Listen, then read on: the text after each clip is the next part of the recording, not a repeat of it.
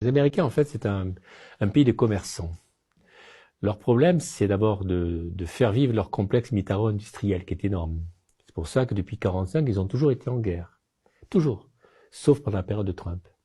Et là, ils étaient un peu embêtés parce qu'ils ont quitté l'Afghanistan, ils n'avaient plus de guerre. Et chance pour eux, ils ont réussi à provoquer ça en Ukraine.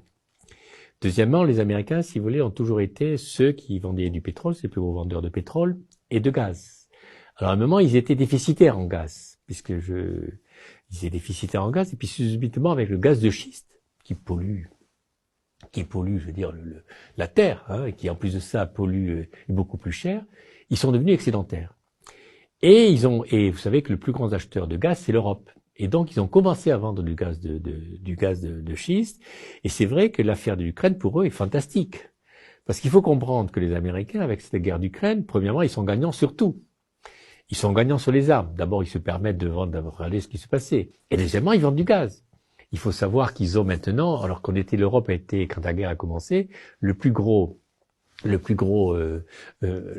acheteur de gaz de schiste américain. Ils ont 8 terminaux dans le golfe du Mexique, et puis ils vendent. Et nous, on a fait déjà 4 terminaux pour accueillir ce gaz-là. Mais vous avez vu quand Biden est venu avec voir les commissaires européens et Macron et tout le monde à Bruxelles, quel était le principal conseiller qui suivait Biden?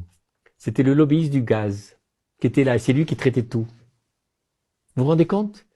L'intérêt aussi, c'est, si vous voulez, c'est les sanctions.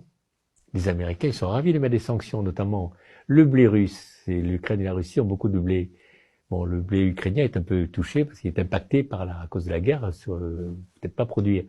Mais le blé russe, il ne pourra pas se vendre en Europe. Mais le blé américain, alors il y a le blé français, mais le blé américain, eh bien, ils vont le vendre. Et là, vous avez une Europe, si vous voulez, qui est complètement manipulée par les Américains et qui, en fait, nous traite comme des petits larbins en disant, voyez, continuez la guerre, c'est très bien. Nous, on va vendre du gaz, on va vendre du blé, on va vendre des armes, c'est très bien tout cela.